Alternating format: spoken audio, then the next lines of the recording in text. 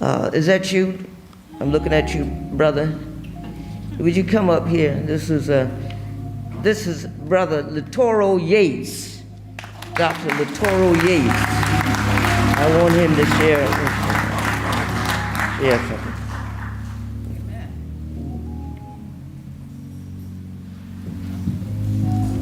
Good morning. Good morning. Amen.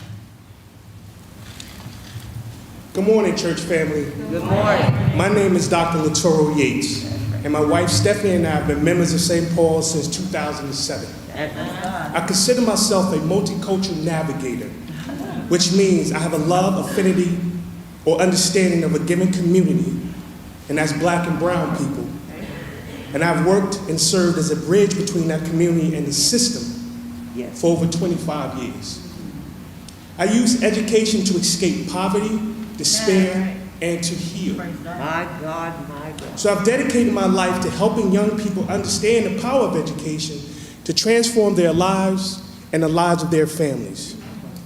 Let's be clear, I'm Jersey City all day. All day. I haven't lived there for 20 years, but my heart, spirit, and call for justice in my life and professional career are rooted in my city and others just like it. Stephanie and I have built a wonderful life together, and our professional career trajectories are on schedule. I'm here today to say it is easy to trust the Lord when things are going well in your life. But is it as easy to trust the Lord when your life has an unexpected turn or shift?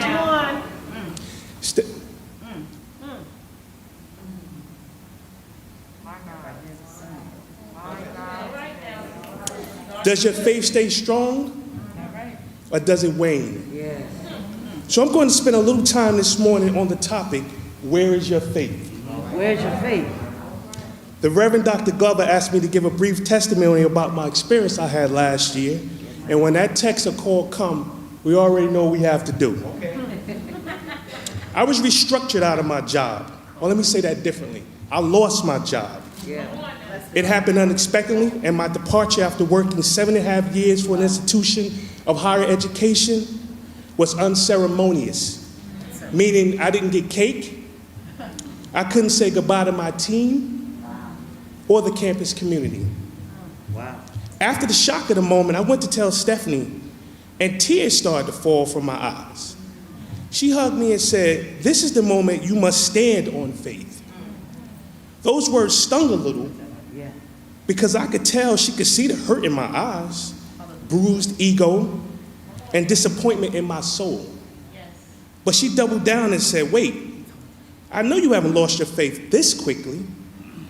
You're the person that brought the belief of God and faith into our home, and now yours have waned? Where's your faith? Use this time to get some rest. We are good." It took some time, and I got myself together before explaining how I felt at the moment. First, I knew I would be okay, and even better on the other side of this moment. But on the other end of the spectrum, I felt lost, disappointed, confused, and yes, my faith was shaken to the core. I wanted to know why this moment was happening to me, because I didn't think I deserved to feel this pain, shame, or grief. I received a severance payment that would last through the year, and Stephanie and I have always planned for these type of moments. So there was no financial pressure on us, but again, I could only focus on why God took me from the job, and I wasn't ready to focus on where he was taking me. I try to live my life as a positive example for community, my family, my community, and anyone looking for a way out of poverty. My God. I'm a consistent churchgoer, tither, and I try to be generous to those I come across in need. So why me? I'm not filthy in how I live my life. I try to be a good person, even when there are people that are not always good to me. After about 2 months, I slowly released the why and started thinking about where God was taking me. What was my purpose? In early October, I was asked to attend a football game by a friend from high school. He was a couple years older than me, and we both shared a love for the game. When I saw him at the game, he moved slowly and looked very tired. During the halftime, he leaned forward and whispered to me that he had been battling a disease, a terminal disease, and was fighting for his life. I watched the next half of that game with him, and we cheered while his son made the play that won the game to send the team to the state playoffs. Wow. After that, we hugged and went our separate ways. Yet the whisper that whisper would not leave my ears. The smile on his face watching his son play football forever changed me. He was living his purpose, and in essence, I woke up. The following day, I started to think about how I felt before losing my job. To be honest, I was miserable. I had carried a heavy load for over 20 years, and it became too much for me to bear. So I started running from my purpose.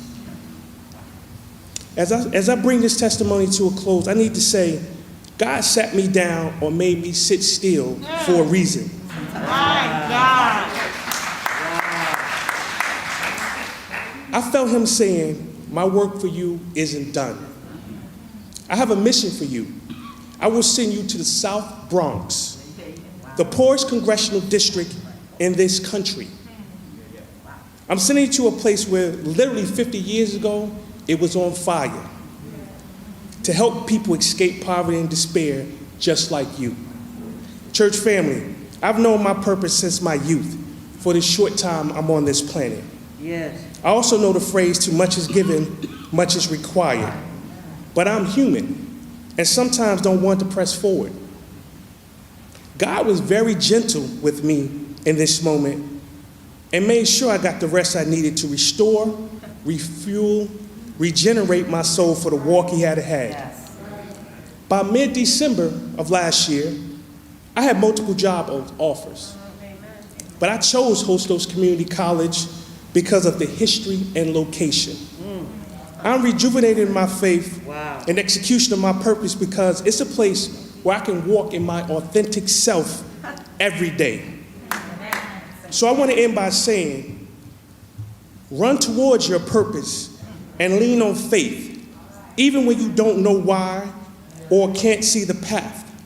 The Reverend James Cleveland once said, say you're out of work, tell me about it.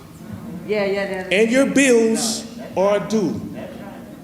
Where is your faith? Where is your faith in God? To 151 Bentley Ave, PVH in Jersey City, I say salute. Thank you.